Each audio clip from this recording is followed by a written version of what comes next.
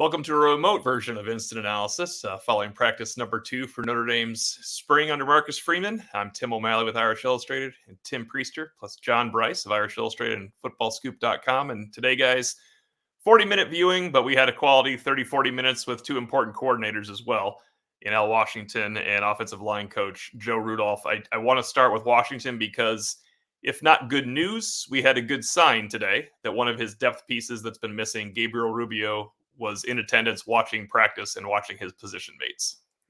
Yeah, it was good to see him. And Al Washington said that they expect him to be around. So don't know exactly what his academic situation is, but the fact that Al Washington expects him to be around is good news. We'll see what happens this summer. That'll tell us everything. And I also think, I enjoyed talking to Jason Anye, and then for Al Washington to say, he has arrived, or he is the real deal, and somebody they feel like they can count on. He looks the part. That was the point of my question. The man, he really looks the part. And Al Washington said he's playing the part now too. Yeah, TP, you and I sort of remarked when Anye walked up the stairs there in the IAC to get ready for his media session. We remarked just how much he's continued to change his frame, how much better he looks, thicker, stronger. And he was a really good interview today. He said point blank he believes it's the best depth along the defensive line of his entire time at Notre Dame. He also touted the camaraderie and the chemistry among that group, and he revealed that Gabriel Rubio is one of his roommates, and Rubio is back living with him, and he really was happy to have him back around. He praised that Gabriel was uplifting to all of them now that he's back around the team more. So that was a very welcome sight, and it gives you an idea. The talk today, I feel like among the defensive line, whether it was Al Washington or the players we spoke with, was all the depth and the versatility and the close-knit nature of that unit. And yet Rubio obviously is not practicing. Riley Mills and Howard Cross also did not practice today. But there were a lot of bodies out there and a lot of prospects. Yeah, Howard Cross had a class conflict, and I believe I want to go back very quickly to our practice reports because Jordan Faison was not there during our 40 minutes, but Jordan Faison was seen in a video clip, so he probably had a class conflict too. You're going to get a lot of those in the spring. Yeah. Remember, Faison's a freshman. You're going to get a lot of freshman class conflicts at 8 a.m. in the spring. I did see him walk into practice. I thought it was him from a distance, not in uniform. He does not have a lacrosse game this weekend. But look, they're just being very cautious with him. He to double dip like this is difficult to do. Yeah. So as long as he understands what Mike Denbrock is trying to teach, I think that's certainly the most important thing with him this spring. Back to the defensive line, though, John, your line of questioning with Al was regarding their depth. In my opinion, Gabriel Rubio makes that depth national level, though, not just, hey, we can rely on these guys. But if you think about it, off the top of our heads, there's 5 interior guys they can count on, Donovan Heinisch being the 5th along with Rubio. There's 2 strong side ends that we know of, and there's 3 Vipers. That is quality depth. And all these guys have played a lot of football, except for maybe Traore, who we all are very high on. So this is a very promising front, and not only in terms of depth, but you have 2 All-American candidates inside. It's fun to have 10 good guys. They also have 2 great guys. Well, not just All-American candidates, but Howard Cross obviously just got back from the Walter Camp Awards in New Haven, Connecticut, so he's already earned All-American status, and that was a great experience for the Notre Dame people that I spoke with who were in Connecticut for those awards over the weekend. But, yeah, you're exactly right, Tim. It's an offensive and defensive game right now, along with the quarterback position. You win in the trenches. Notre Dame has replenished its trenches really nicely on the defensive side of the ball. A lot of praise for Donovan Heinisch from Al Washington today. I think that might have been your questioning, T.O. I can't remember for sure, but a lot of praise for Heinisch and a lot of optimism and praise to TP's questions about Anye. And then, yes, when I asked Al about the depth there, he did. He said, look, yeah, this is year 3. We're 300 level now course, so to speak. We are deeper. We are better. We are more versatile. There's some guys cross-training, and TP, I'll let you get into that a little bit with Anye, but Josh Burnham talking about that as well, some versatility. He's up to, I think he told us today, 253 pounds. He wants to try to play this season at about 255 or 260.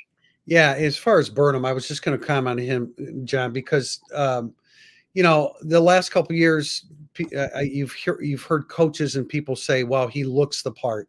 I've never really thought that quite yet, that he hadn't quite filled out. I thought that today. And he's had several years to get to that point. He's playing on the strong side, so he's going to need to be a little bit bigger and with a little bit more pop. And I thought he looked good too. So, and then you can talk about, watching practice from a distance. When I see a Bryce Young running around out there, the first thing that came to mind, remember Virginia had some of those long outside linebackers. That's what he looks like right now. Of course, he's going to be a defensive end role at Notre Dame, and who knows how soon before that hits, because he does have to fill out. But that is a big time major college body. When you talk about like SEC bodies, he hasn't filled out yet, but frames, that's an SEC frame right there. Yeah, I'm glad you brought up Bryce Young. He was noted heavily in my defensive practice report today, and just the way he sort of eats up space, but he eats it up just gliding along. There's such a fluidity to his movements, and I watched Al Golden specifically work really closely with the edge guys today, as he wanted them to have eye discipline into the backfield while setting the edge, keeping contained, and then reading plays and reacting. And it was really some quality teaching. And it was interesting to watch the guys go through those drills. And Bryce Young, you saw him do okay in his first rep in that drill, but then his second rep, he was so much smoother, so much more fluid, read it well. And I think they even gave it to the second back in that drill rather than the first back, but he still read it well. And again, you see his wingspan like a condor, and it just helps him take up so much space.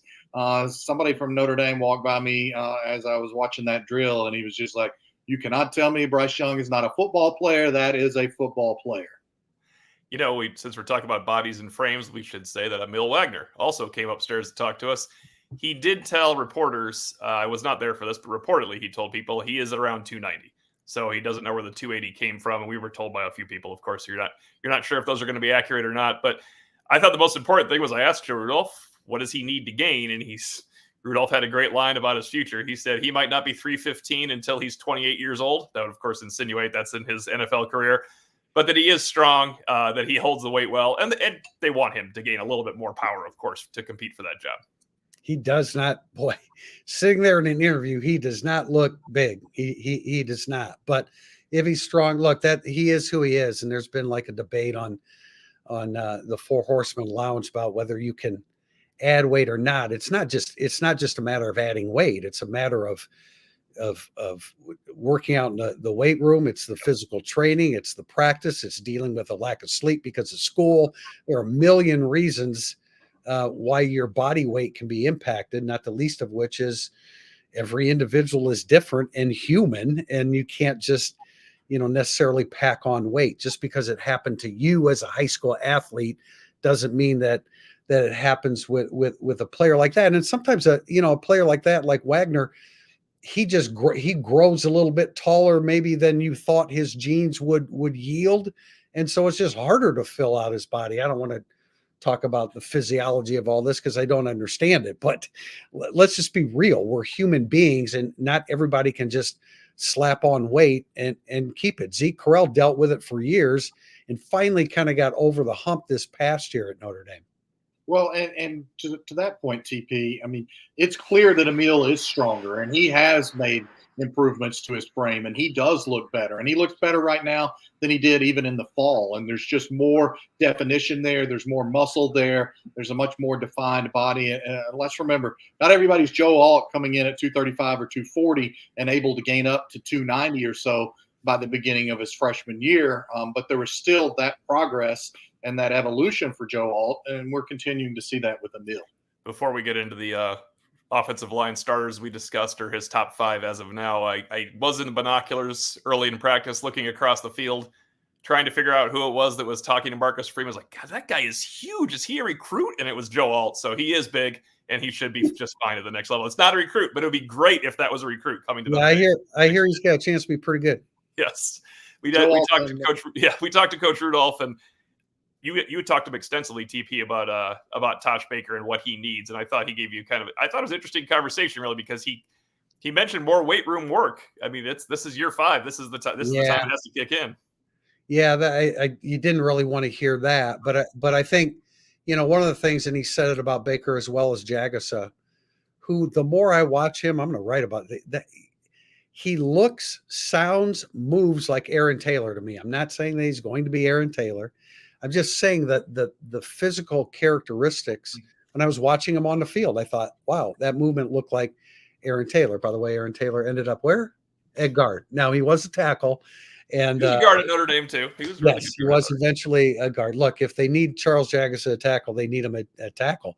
And like I've said They before, do. They do. they need him do. at tackle. And so if he's one of their best tackles, then he's a tackle for now. I'm just saying that long term, I think he's more of a guard. But yeah, Baker, I enjoyed the conversation with him because he seemed very relaxed and confident. And a lot of times when that shows up in the interview process, it translates to the confidence that he's gaining on the field. And speaking of guys they need, I mean, they need him to step forward and be that guy. And man, he is massive. He is. It was Burnham that was saying, "What is he? 6'8", 6'9"?" Yeah, he's a big dude. And look, we know he has the feet. That was something that Joe Rudolph was talking about both him and Jagasaw.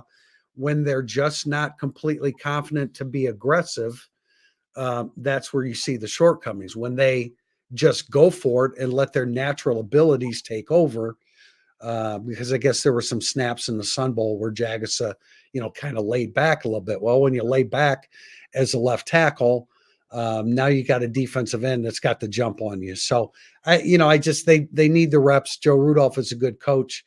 Tosh Baker was a hell of a prospect coming out of high school. We know Jagasa is too. There'll be a learning curve along the way, no doubt about it. But those are two really, really good prospects at tackles. I know a lot of people are like, well, who are they going to get? The grad in the transfer portal. Look, you recruit great players. You need to develop great players. Tosh Baker, it's certainly time for him. Jagassy seems to be a little bit ahead of schedule.